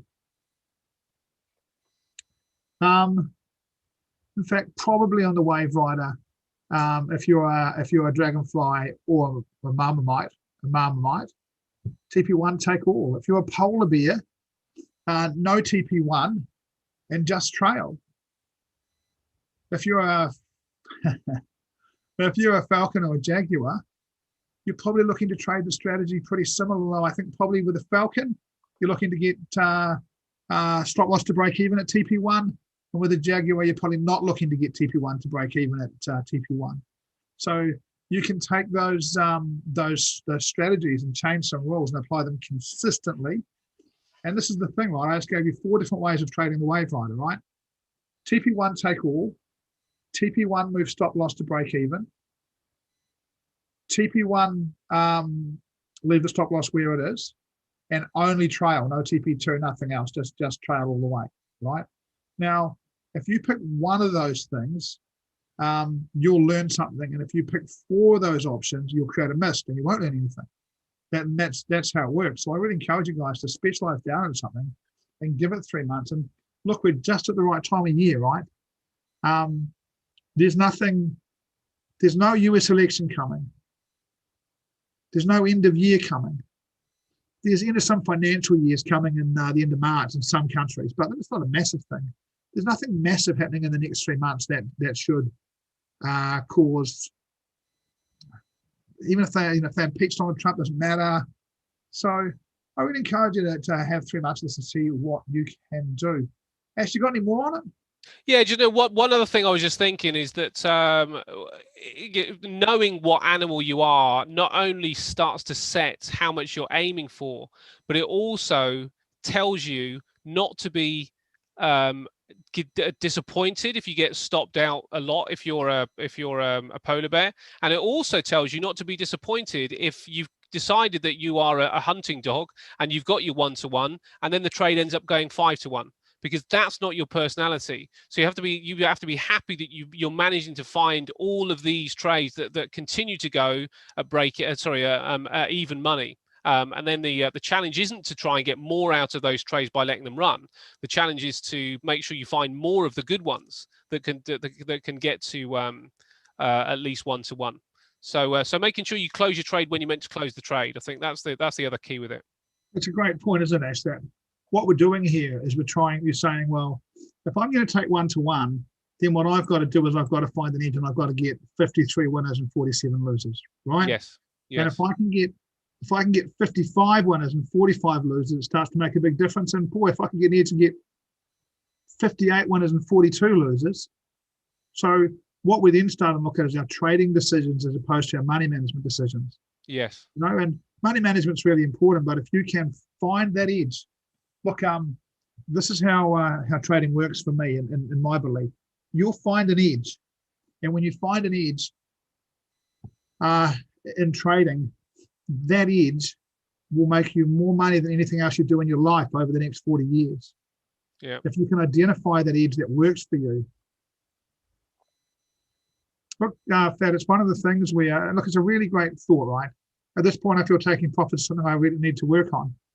I think the point of this is that maybe you don't. Maybe you do, maybe you don't. Only you really know that. But what you need to do is go, if taking profits is something for you that is difficult, then maybe you need to accept that you are a low probability, high reward to risk trader. And that you're looking to make 4 and 5-to-1 per trade, and you're not going to take profits. You're going to let it become a genuine 4 or 5-to-1. Fair enough. And that you're going to lose more often because you do it, and that works for you. Well, maybe when you start doing that, you're going to take 10 trades and you're going to lose 6 of them, and go, actually, I just can't sit through this. I've got to change what But if you stick with one, you'll learn the answer to this. I think you could well be right. Taking profits is something you need to work on. I personally think in this It would actually be quite nice to do this with no TP1 in a way, where you just come out at 0.5 to 1, 1 to 1, 1.5 to 1, 2.5, 3 to 1, 5 to 1, and don't do any TP1s. I think you'd learn a lot from that. I really do. I think you're right, and I think what you just said about to Fad as well about that maybe this is the point with this, is that you don't need to work on taking profits if you can recognize what type of trader in relation to what type of animal you are. If you know that you are a hunting dog, we're not even going to do an attempt to call it by by the name. If you know you're a hunting dog, just aim for 1 to 1. Your money management's done. And just try and make sure that you're picking the right trades. And if you're finding that actually you're still losing in 3 months' time after going at 1 to 1, that means either the edge isn't right or you're the wrong animal at this particular stage, and maybe you need to push up to a falcon and see if you can actually get 1.5 to 1 out of these trades with exactly the same management. So this could fix money management just by saying, let's just take it off the table and aim for a specific target for the next month or whatever it is. And see whether my entries are actually any good, because if the market is random in which directions it's going to go, then this will suggest whether you can smooth out that randomness by having some good runs. Ash, not untypically for us. We've already gone well over 20 minutes over time. And what I'm going to do is I'm going to allow us another 22 minutes, and then we're going to say goodbye to this because it's 1:23 in the morning. It'll be 1:45, and while I'm in isolation, I can only sleep in so long tomorrow. I've got to go up at some stage tomorrow. They give me breakfast at 7:30 in the morning here. But what I'd like to do, I'm going to talk about something for a second, and then what I'd like to do, Ash, is start talking about these edges. It's about so what I'd like to do. I think what we're doing right now is completely pointless until we start talking about how they might be able to find an edge. How do you go from 50-50 to 51-49? Because that stuff's fascinating. Yeah. So we'll talk about that. But I also want to say this to my experience of teaching people in the financial industry is that the number one thing that people lie to themselves about is their attitudes to money. And my experience is that most people have one of two quite extreme beliefs. One is that they're generous with money, and they're relaxed with money and they let it go easily. And other people have got a belief that money's that they're really good at managing and holding on to money, that they never spend more than a cent more than they need to, that they're really good at not letting money go, that doesn't have to go, right? And there's two kind of extremes. And my experience of working with people is that both of those things are complete bullshit. That what we believe about ourselves and money is just, and I don't mean you guys, I've done this stuff. What we believe about ourselves and money is completely not correct. And when you start working in a way like this, it really reflects your relationship to money, and what you'll learn from it will have impacts on your life way beyond trading. When you start and genuinely understand your relationship to money and the positives and negatives, because everything in the world's got a positive and negative. But when you start and break through in that area, it's really powerful for you. And the truth is that lots of people want to believe that they're a polar bear and they can trade for 5 and 10 to 1. But the truth is, in my experience, less than 1% of the population is really a polar bear and can really do that. We all like thinking we are, but in the moments in the middle where if you're a polar bear, you've got to be able to do this. And this is what none of these guys can do that I see. What these guys do that I see that try and do this is they go like this. They go, loser, loser, loser, loser, loser, loser, half the risk, make 10%. But because they've half their risk, they only make 5%. So they take the full losses on the losers, then they freak out they've drawn down too much, then they half their risk, then they have their winners, but they make the money they should make. They're just in a hole they never dig out of. And that's how I see them react. And that's not how people think they're going to react. But all of us have a level where we draw down enough where we just stop risking the same amount of money. And if you're going to be a polar bear and look for 10, 20 to 1 winners, you've got to be prepared. If you're looking for 20 to 1 winners, you've got to be prepared to sit through 30 consecutive losses. That will happen at some stage. And I don't think many people can do that. So I think this is one of the things where the stuff around your attitude to money, which sort of fits into this, that layers into this really perfectly for mine, is really good to learn. And it teaches us some real honesty around money. So Ash, all of these have got a set ratio that if we believe in random markets, that if we take 100 trades on these, we'll come out roughly at break even. Roughly, it'll never be perfect, but give or take. If we can find an edge, we should be able to come out on the right side. How do we find an edge? Well, I think this is where you have to start bringing in the statistics a little bit. You know, if we're sort of talking about the fact that even throughout this random behavior, there tends to be a run, and that's you know what study seems to suggest is that, you know, if you flip a coin 100 times, then there will tend to be one that has appeared more than the other, because every time you flip it, it's 50-50, and you know, these coins do tend to go on a run, and to me that is finding the trend. So if you are finding the trend, then in a market, I think that really is pretty close to all the edge you need. I don't think you need to make it really complicated. I think you just need to sort of have a trend, and then just have just have a way where you're going to say, these are my parameters of how I'm going to interact with this trend. Now, if you're wrong on the trend, you're not going to make money. But if you're right in the trend, then, you know, the market might be random over 1 day to 2 days to 3 days, 4 days. But these runs that tend to happen is where you could actually start to make some decent money. So, as I said before, if you sort of say that I am going to find a trend, and I'm going to buy the open every day, and you know, my statistical evidence says through the ATR, let's say, that I need my stop in this particular position, I'm going to put my my take profit at what my animal is. You know, if the ATR is suggesting 20 pips, I'm going to trade it around 20 pips, and I'm going to see if I can grab 20 pips today. But you are, but the first and foremost, I think that the edge, really, how you interact after that is detail. But I think where it all starts with is defining trend. Can you define trend, and what does that mean? What does that mean? What time frame should you be defining trend on? And that's going to sorry, mate. I really like this one. I put trend and stats because you put ATR in there. So it's not just find trend and put a random stop loss. It's because every percentage runs off your stop loss. When you get your stop loss, you can get everything else. So find a trend and find an area for your stop loss which is consistent, be it ATR, be it below a swing low. It doesn't have to be the same amount of pips every day, right? It's got to be the same method every day. Yes, same method every day, and just say, you know, it's to say, buy the open. You can start with that, because that's what this is about, isn't it? It's about building some kind of statistical evidence yourself to say that works. Let's take the headache out of it. Most of the stuff that we hear about in markets is absolute noise. It's just noise. And how can we get rid of the noise? And it's just by going, well, let's start by doing something very simple, and then we'll overlay.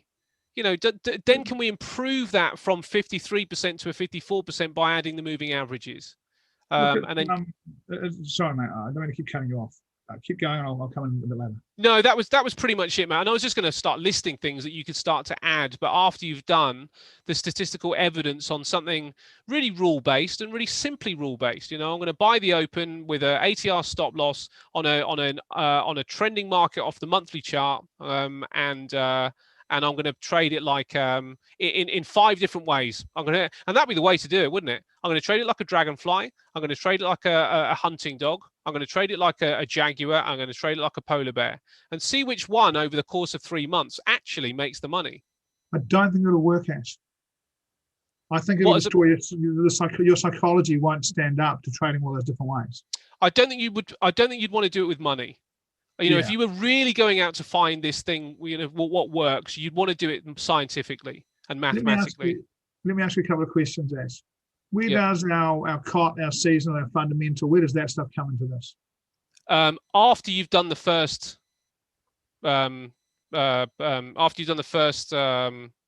set, then you go, right, does COT improve it by another percentage? Does seasonals improve? Because if they don't, why are you looking at them? You know what I mean? It's one of those things that you have to start deleting things rather than sort of adding things on.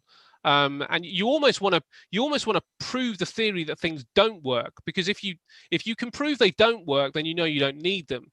And if it turns out that they really do work, and I suppose if you go with the approach that this will not work and you find that it does, that becomes really exciting. Yeah, look, and I think one of the things we need to get, you know, everyone wants an edge that gives them, you know, 10% more in the market, but if you can find an edge that gives you 0.5% more probability of winning than losing, considerable edge in the market. So That's a casino, isn't it? Yeah, I mean, if you can take yourself, if you can find two edges that take you from 50-50 to 51-49, yeah, you take yourself from losing the spread to winning the spread. Yeah. If you can find two more that take you to 52-48, you start banking money every month. Yeah. And these are the things with these edges. So we're not looking for amazing edges. What we're looking for is to find little edges. And so find an edge, find some stats, find a strategy, line up, test. And look, I've just done this in the business. I've just done cot. And look, one of the things we did, we had a look at cotton seasonals. And then I got Ray and Ash together, and I said, well, they're doing okay. We're getting an edge from them, but it's not quite as much as I'd like. Are we using them properly? And we had a big conversation about how best to use them, using all of our experience. We said, okay, well, we'll just tweak the way we use this and see if we can find that edge and make that edge. We can stretch that edge just a little bit, right? So fundamentals are another one. As I often say, they're often less fun and more mental, but we'll call them fundamentals. And I only kid. I think fundamentals are brilliant, and the more you understand those, the better. And look, I'd suggest to you that if you want, a 1% edge, if you could master any one of these three, it would give you a 1% edge. If you could really become good at this, then that would make a difference. So these are all things that can find an edge. We've talked about trend. What else, Ash? Well, this is where I think you could start bringing in some indicators as well. You could start bringing in moving averages. You could start bringing in pivots, one of the key things. Then you could start bringing in price bars. You could start bringing in, where to enter. You really could get as minute on this as you like. Let's say that you introduce a moving average, and then as part of the study, you say, I'm only going to take entries when there's a bounce off the moving average, and this also could start to improve your edge. But I think the first thing that needs to be done is got to be the trend. Can people get good at spotting trend? Because that makes all the other stuff that you decide to overlay so much easier. Well, I agree with that, Ashton, and I always believe this as well. We're talking about personality, right? Yeah. I always believe in a room of 100 people, there's about 3 counter trend traders. Yep. I mean, Julian, one of Julian's favorite trades is overextension. At the end of, he trades overextension on a trend back in. Yeah. And Leon is quite often counter trend. Yep. Just their personalities, right? So you've got to understand trend in your relationship. So look, again, if you're trading counter trend, you have to then work out what animal you need to be. You probably need to be a dragonfly trading counter trend for mine, where you're trying to get in and get out a lot and make your money. You won't get big moves counter trend, but this is all part of it. But let me leave that as a distraction. Let me see if I can go with this, right, Ash? If you worked out what your personality was and how you're going to trade as far as your method, as far as your money management, right? Am I going for 1/2 to 1, 1 to 1, 1.2 to 1, 3 to 1, 5 to 1? What am I going to do? And then you build a strategy, and on every step of that strategy, you went back over the last 12 months and tested it and see if we had a 1% edge. So you said, I'm going to use monthly pivots, monthly charts for trend. Yep. And then you went back and tried to work out whether what you could see on a monthly chart that would indicate trend clearly to you. Yeah. And wrote that down till you had an edge, and you could check back over more charts that worked. Yep. And then you said, I'm going to use average true range as a stop loss. And you checked how strong that was as a stop loss. Now, I'll talk about average true range in a second. Then you go back over 12 months and see whether you think that's efficient and giving you a bit of an edge or not. Then you work out whether you're going to use COT, seasonals, fundamentals, whether you're going to use only engulfing bars, whether you're going to use retracement entries.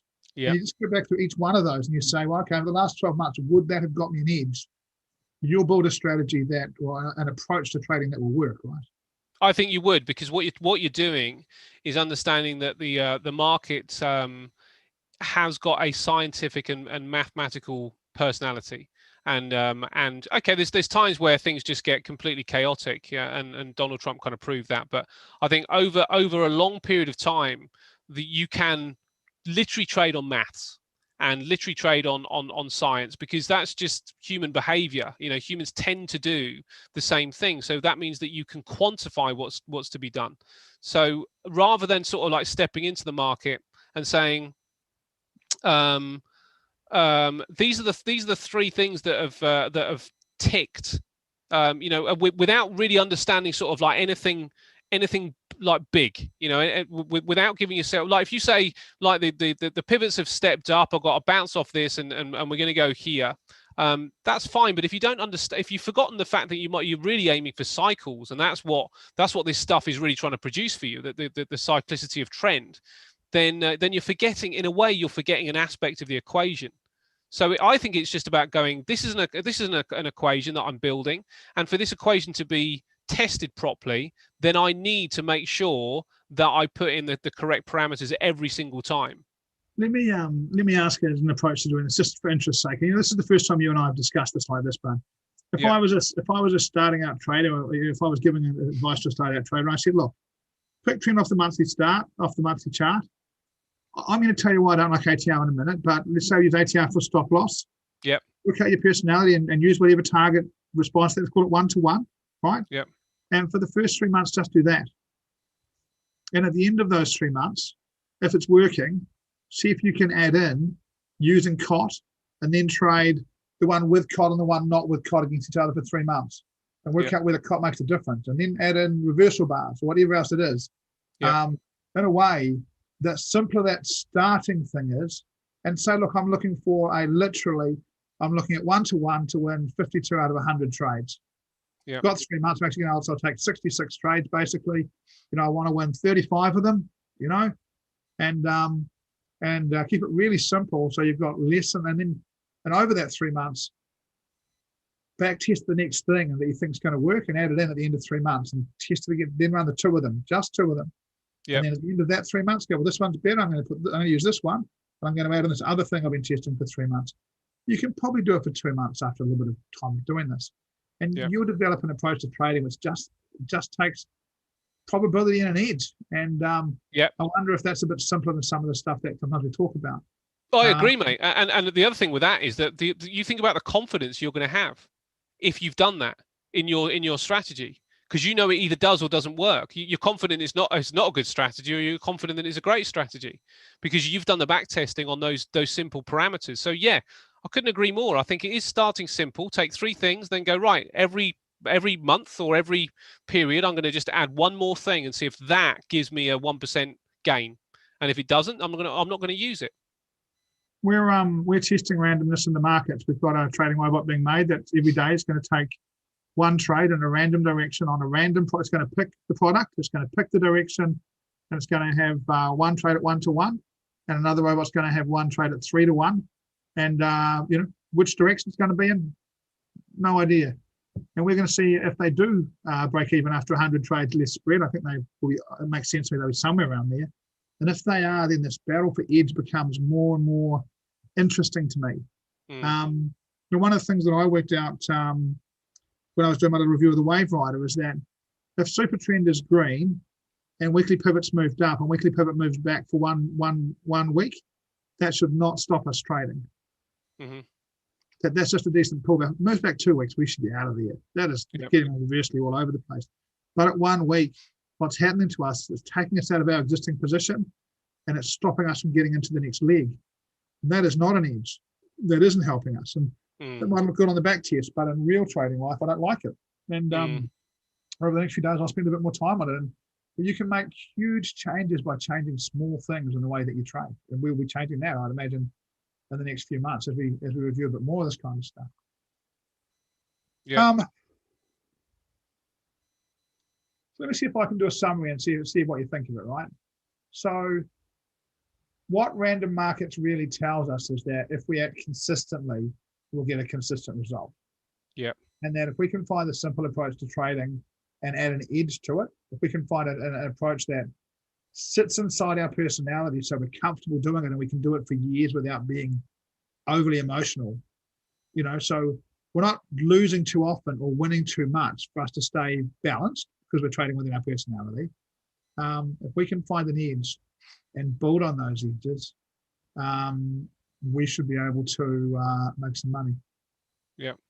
COT stands for Commitment of Traders. And I might get asked, we're going to give away our strategy bias group at the end of this. Some person's going to win the strategy bias group free for a month. and that includes access to a COT summary plus COT data, seasonal summary plus seasonal data, fundamental summary. It does a hour-long video from Ray on cotton seasonal trading, plus access to all the data. So you can see what they want to do, and you can go and access the data and have a look at it to see where they found it. What do you think, Ash? Anything to add to that? What just about what the prize is? No, about the day, about the information.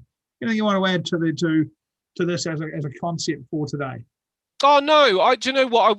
One thing I would just say is that if everybody understands what we've been saying, which there's a likelihood that we might have lost some people, but I'm hoping that everybody does understand. If you understand what we've been saying at a level, I would take some time to really think about it in a quiet space. Go somewhere quiet and really think about it, and think about how you can start your trading career. Even if you've been trading for a while, how can you start from tomorrow where you are saying, let's base this on probabilities, let's base it on statistics, and let's test something. Because it's not that you're going to find something that you want to find. You might find something absolutely rubbish, but the point is that you're going through the process. That one of the things that really fascinated me and I hugely respect about Gordon Scott is his diligence for statistics and his diligence for probabilities. And they sound like quite sort of like big scary things to do, but they're not. All you're really doing is picking a couple of aspects and testing those aspects out. And I would just go away before you write anything down, or maybe take a pencil and paper before you sit in front of the charts. I would step away from the charts and write down what it is that you're going to test. 3 things that you want to test. Is it monthly trend? Determine monthly trend. Is it going to be your trading approach, aiming for the one-to-ones, and figuring out what it is that you're going to be. Is it you're going to buy on the open with an ATR for a stop loss? Just write 3 things down, and then go and set out a way that you can go and test it out. But I would step away from the charts for a while, probably after this, unless you've got to be in front of the markets. If you want to take this one step further, I would step away for a while with a pencil and paper and see if you can write something down and get some clarity. I really like that, Ash, and I really do like that. I think that's really good advice. Clear your head and work out what it's going to be. And look, for trend again, Ash, they could use direction of weekly pivot. Yep. They could just use super trend. They could use any 2 moving averages. The shorter moving average above the longer moving average is an uptrend. You could test 50 and 200, 50 and 100, 100 and 200. You could 50 and 25. You can test any of those moving averages for trend. You can just go and have a look at monthly charts and look for highs and lows and work out which direction it's going. There's all kinds of ways that you can ascertain trend. And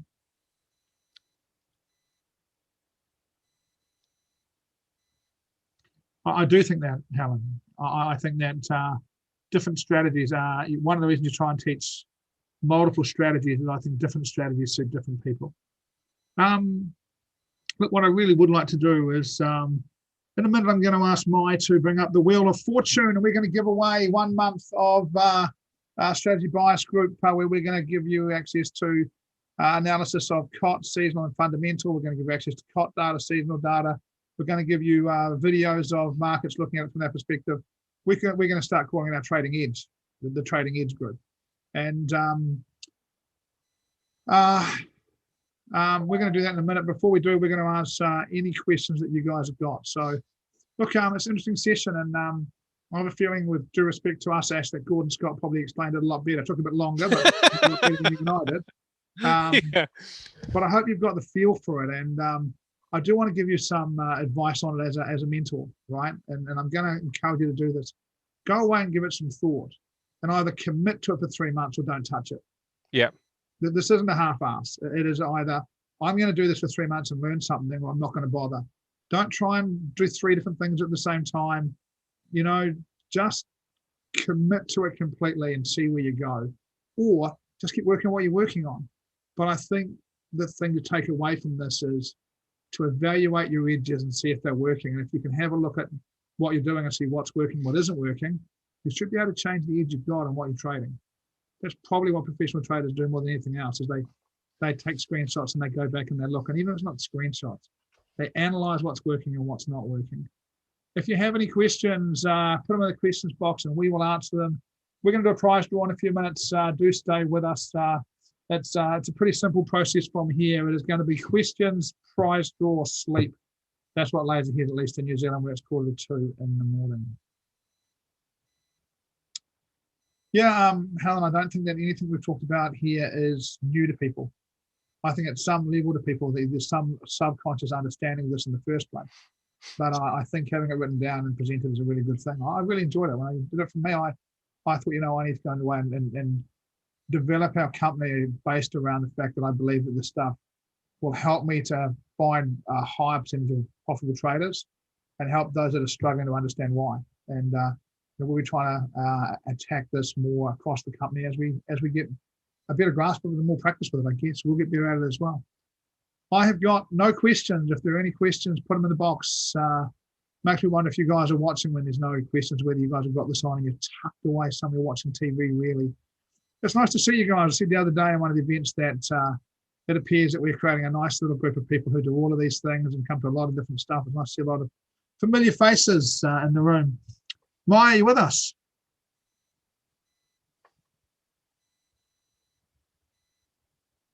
Yeah. Yeah, I think, yeah, I was going to talk about ATR. I'm not going to talk about ATR right now, but I think one of the things you do want to do is you do want to remember that if, I think the maths of ATR can be a bit confusing, but as a general rule, I wouldn't use ATR as a stop loss because what that tells us is that's what should get hit.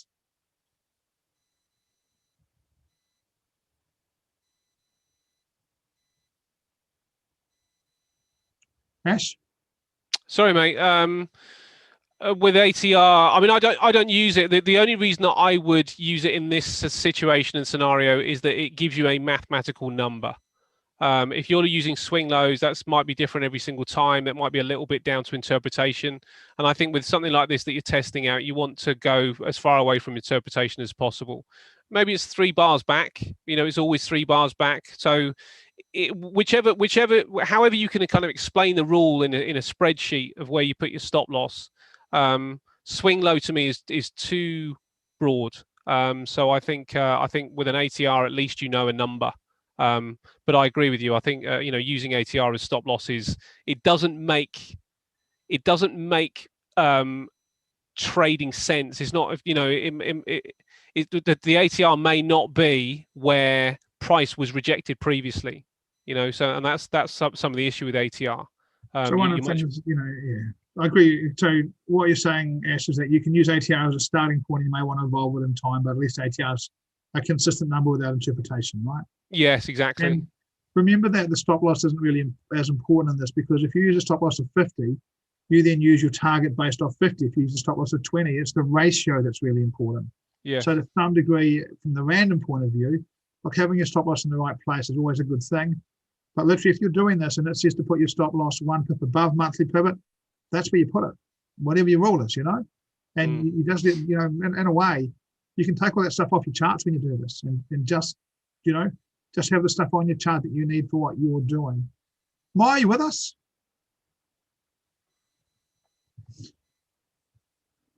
I am wondering if Mai is in another. Yeah, Mai's here. No, she's here. Is she actually talking to us? She is. She said yes.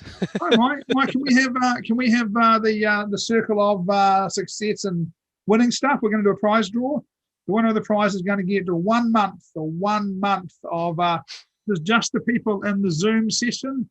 There are the ones in Facebook, YouTube, and Twitter can't join us, I'm afraid. Let's click to spin. Let's see if we can have a winner for this 1 month of the Strategy Edge group.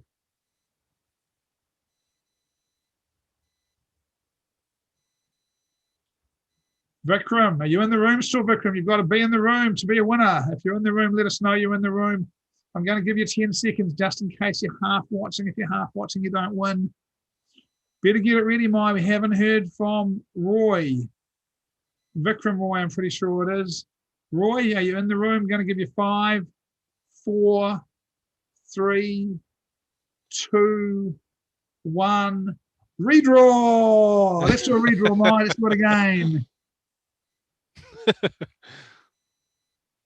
Hope there's someone left in the room with us. Yeah, very. Oh, you've taken him off. Very good.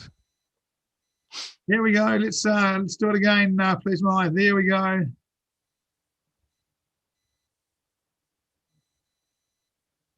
Oh, close. Fad, are you still with us? Oh, yeah. I'm glad Fad got it. I have to didn't say, take 10 seconds to reply. Good boy, buddy. Well done, mate. Fad deserves it. James is away until Tuesday, and Maya will send him a message telling him that you are the winner, and James will get it to you. But we probably won't get you in that group till Tuesday because he's the one that does all that stuff. He'll be able to find you on Telegram. Dad, are you on Telegram? Are you in any of our Telegram groups? Cool. I'll have a look, and if you're on my Telegram database, I'll add you into the group myself. But if I'm not, then James will add you in on Tuesday next week. I'll put you in a month from there. Yeah, I've seen a few things, Fab. Hey, hope you've enjoyed it. I find this stuff fascinating. I was really keen to get Ashley to talk about it. Thank you very much, mate. I think you've done a great job of bringing some perspective on it. And it's one of the really cool things about these things when you teach them. It gives you a pause for thought to how you can do a bit of this kind of stuff. You're trading, aren't you? You're looking at charts, aren't you? I'm always trading, mate. I can just tell. I can see your. I got my eyes on. So I got BP, right. I bought BP because of we've been talking about oil, and I've just got my eyes on this level 2. BP hasn't really recovered very well, so I've got my eyes on this level 2. Going, where are these? Are these orders going to hold up my trade here? But it looks all right. Cool, mate. So yeah. Thank you, mate. Much appreciated. Thank you, Maya. We kept you on overtime for an hour today. Thanks for staying the extra distance with us. You're more than welcome, mate. Thank you. Look, I'm not going to try and say it in Chinese because I'm terrible at that. But if you are celebrating New Year's this weekend, have a wonderful time. Spend some time with family. And if you're not, have a wonderful time and try and spend some time with the people you love. That's what it's all about, really. We'll be back. Yes. I'm not going to try and say that. Even I can type it. Is that right? No, it's not right. I think it's Gongxi Fai Kai. Just got reunion delivered chai. Yeah, it's really hard to read it. I think it's really a little bit disrespectful to mispronounce other people's languages. Really bad. I mean, you've got to give it a go, though, mate. I mean, do you know what? That's one of the things that I don't like about going to France is that you go over there, you try and speak their language, you get it really badly wrong, and they've practically spit at you and throw you out the shop. It's like, come on, I'm trying here. I mean, how am I going to learn if I don't get it wrong a bit? In defense of the French, you are English. This is true. Thank you, Helen. Kong Yi Fat Choi. Got it. Simple. Phonetic. I like the phonetic. I don't think it's quite right, but then again, I could be wrong. Anyway, the point was, Happy New Year if you're celebrating, and if you're not, have a good weekend. I would encourage you to spend the weekend and reflect on your trading and come out of it. And you are right. Well done, buddy. There you go. Out of it Monday with a plan and spend some time with them. If you need any help, let us know. Cheers, guys. Thank you. We'll see you. Cheers, Ash. Thank you. Thanks, buddy. Thank you all for joining. See you later. Bye. Bye, guys.